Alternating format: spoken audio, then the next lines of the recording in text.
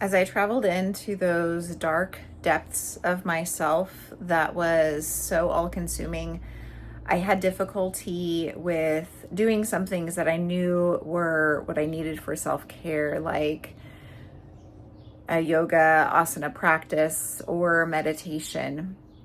But what did come to me was something unique for this particular time in my life, and that was writing poetry. I actually found that as I was feeling overwhelmed with emotions, words would spring forth and, in essence, became a poem. And I will share some. In my later teen years, when I was 16 or 17, a translation of Rumi poetry, got a little animal companion here, and an accompanying CD came out, and it was spearheaded by Deepak Chopra, and it was at this time, honestly, that I really started diving into Rumi. And my mom told me, she explained how within the poetry, when he is referring to the beloved, he is actually referring to God. And in reading the poetry and feeling the depth of that emotion that he expressed and the true feeling of spirituality, I guess, really resonated with me. And so from that time forward, whenever I read a Rumi poem or I heard it, more so when I read it versus heard it, I could feel it within my own being. Like my heart would feel a certain way, similarly to how I feel when I think about loved ones. It starts with this feeling deep within my chest and starts to spread to my entire being, and it just feels like this deep warmth. Since that time, I have continued to have Rumi in my life, and now more recently, as I dive into the real background of the genes, the blood that I carry within me, my Persian ancestry, because it wasn't something that I really grew up with. I've had an opportunity to explore Sufism even more. And in two videos ago, I shared a YouTube link that had some information, and it really tied Sufi thought to Carl Jung, in the sense that you have these journeys, right? And I'm going to go in deeper to my own journey, but journeying deep within, realizing my complete humanness, including the fact that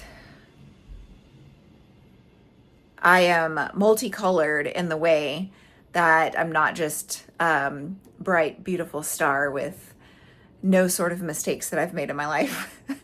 And I don't really want to call it dualistic because I feel like it's a lot deeper than that.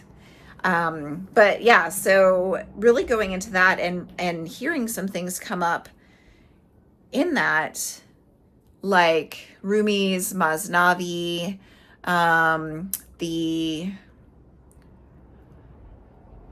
what is it, of the birds? We'll come back to that. The Shahnameh, which my dad spoke with me of, that's not necessarily in that video. But I've had this book forever. This book was gifted to me from my advisor at Goddard College.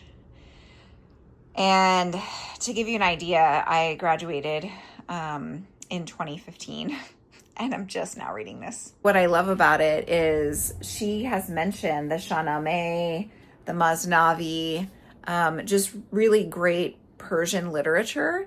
And she's also talking about Persian culture beyond the understanding that I have, and what I've been told or asked questions about and enlightened myself on.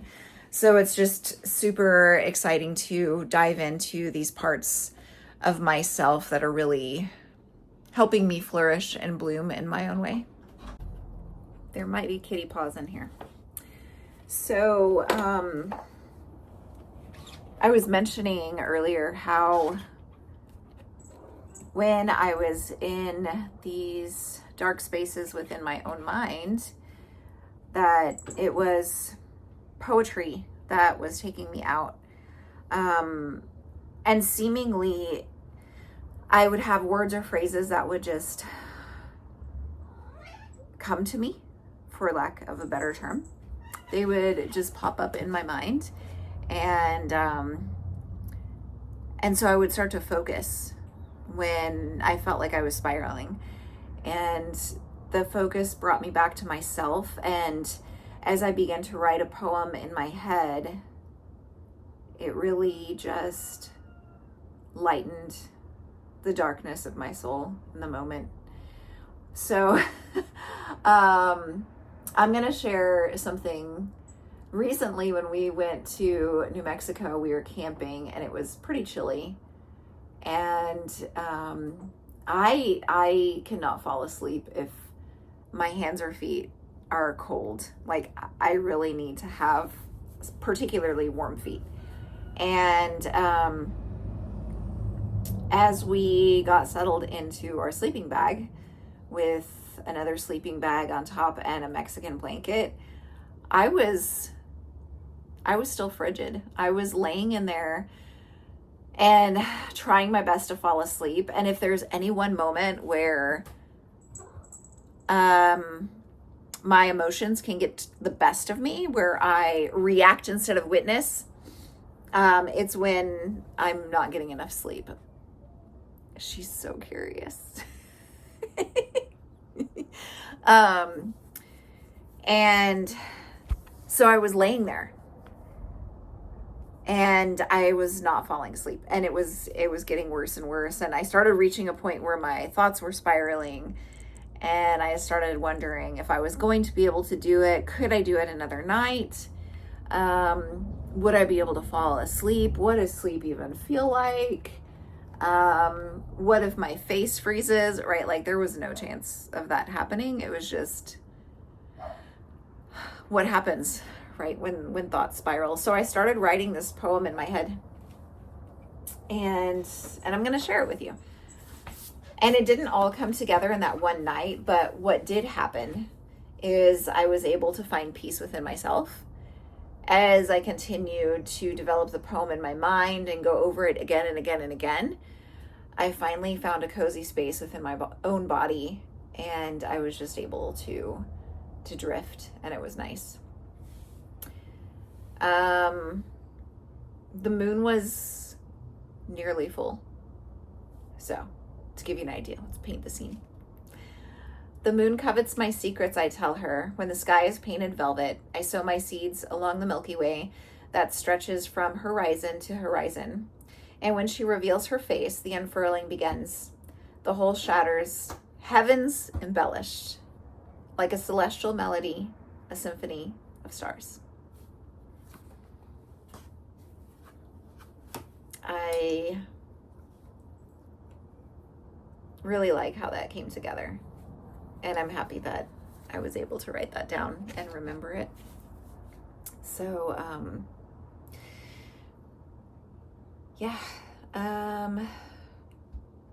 thank you for sticking around this week, listening to some poetry and about my own journey of learning my background, my bloodline, part of my bloodline. But a part that I hadn't really dove into before. So it's very important to me.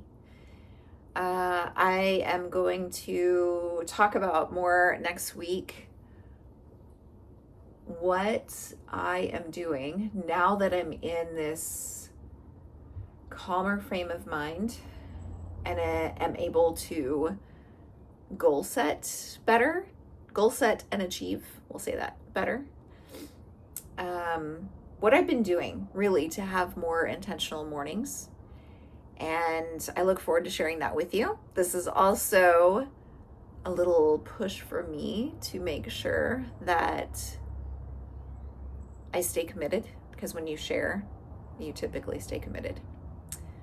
Thanks again for sticking around, and I'll see you next week.